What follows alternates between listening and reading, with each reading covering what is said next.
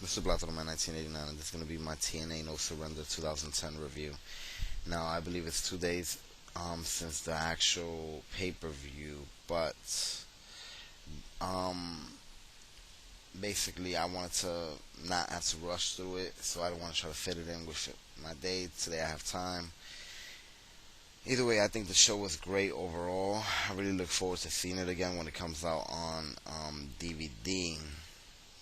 Now, I've had I had some problems with the pay per view, but it's not really problems that I could blame TNA. It's just that the guy that I didn't want to win won, but I still support their decisions. Either way, not all of them, just that with that match. So first off, we got the TNA World Tag Team Championship match between Motor City Machine Guns and Generation Main. Now Brooklyn Brawling couldn't wrestle in this match because of something which we have yet to find out, basically. But it seems like there was some kind of personal issue with Desmond Wolf or Brutus Magnus. But either way, we get Generation Me since they wrestled the shit out of each other a couple weeks ago on Impact. This time it's for the bouts.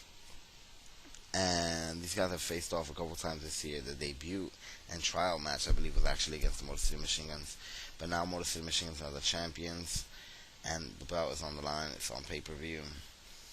So basically, this match was exactly what you expect: back and forth action, fucking amazing. I really loved the end with the super kicks, and it was fucking insane. They were just kicking the crap out of each other. Like, oh, that just put the cherry on the top. And well, either way, we have Motor City Machine Guns winning, which I'm glad, because now we have Motor City Machine Guns with the belts at Bound for Glory, which I've wanted to see for years. And then afterwards, they kind of turned heel, which is kind of weird considering they're Christians, and they were talking on Reaction about how they always do the good thing and stuff like that. I guess that was a setup for this, kind of like how they set up Fortune talking good about ECW and their ECW memories, and then they attacked them the next night, which I think was good. So I just hope they give them some mic time to actually explain this, so that it could actually develop the characters. Because TNA has a problem with sometimes when they turn somebody heel or something big happens, they don't let the guy actually talk about it. Like if somebody just won the belt, they don't give him a chance to have that promo where he basically expresses himself and builds his character even more. So I hope that Generation Me expresses why this happened. Next, we had the TNA X Division Championship match between Douglas Williams and Sabu. I was looking forward to this match because their styles is so different, and I'm looking forward to any match with Douglas Williams. I think he could pull a good match out of anybody. Now, Sabu botched a couple times, which is why people call him Sabotch. But I still think it was a decent match. I've seen worse. Um, and as long as Douglas Williams goes over, I'm all for it. So that's what we had at the end. 1 point for Fortune. Let's see.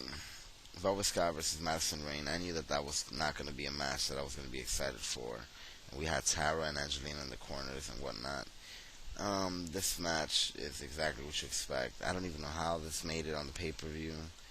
I mean, at least it didn't take away time from other matches, because the other matches got a decent amount of time, in my opinion. But and they just threw a knockout match here, but they have so much women on the roster, in the knockout roster, and it seems like they're only using these 4 or 5, 6 small circle of women. So that's very disappointing. So this match was basically crap, but it didn't disappoint me because I expected it to be crap. So it was what it was. False Count Anywhere's match between Rhino and Abyss. Now, we've seen these guys face off, like I said in the preview, a couple times, but this time it's different because Rhino is representing EV 2.0, and Abyss is representing the destruction of TNA, basically. So this was different, and I was into it in the beginning. The part that started to get a little bit dry for me was when they did that whole under the stage segment, because they did it last year with Kurt Angle. I'm sorry, it wasn't actually last year. It was actually 2 years ago. While time flies by, with Abyss versus Kurt Angle. I guess they have a new audience, and maybe they haven't seen it, but kind of old with me. I liked when they brought in the guardrail. That made me scared. Like, oh, what the fuck they're gonna do? But they ended up just doing a Rhino. But it looked sick when he went through it. So I think this match was good. Abyss went over cleanly. Right, like Abyss dominated, which I think is good. He just fucking crushed Rhino, which is what Abyss needs going into Bound for Glory. And it was a fun little match. Why not? Next, we have Sting and Kevin Nash versus Jeff Jarrett and Samoa Joe. I was not looking forward to this match at all. I've had mixed feelings towards Sting ever since he started wearing his T-shirt. It says wrestling matches. In my opinion, maybe TNA should come up with some different kind of attire for Sting, like the one he wore at Starrcade in '97. I'm not trying to sound like a mark. It's just it was a pretty cool outfit. It had a mark, by the way. It had like sleeve. It was kind of sleeveless, like a kind of scorpion from Mortal Kombat type thing. Maybe TNA should come up with something like that if he feels fat.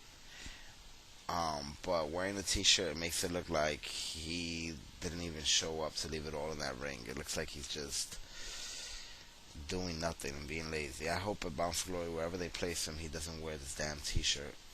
But either way, this match was what it was. Samoa Joe was beating the shit out of everybody when he got the chance, and Jeff Jarrett did something heelish.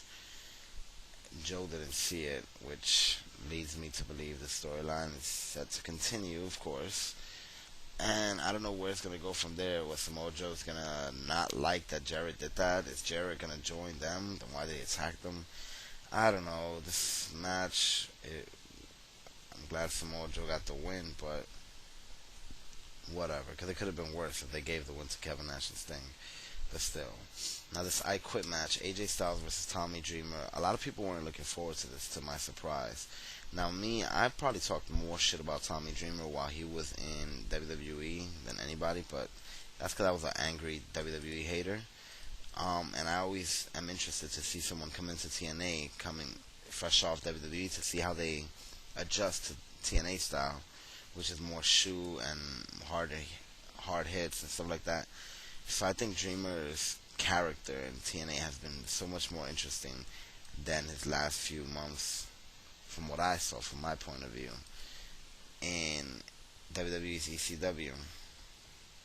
But either way, so I was looking forward to this match because Tommy Dreamer's character that he's developed all these years, he's not this kind of guy to quit.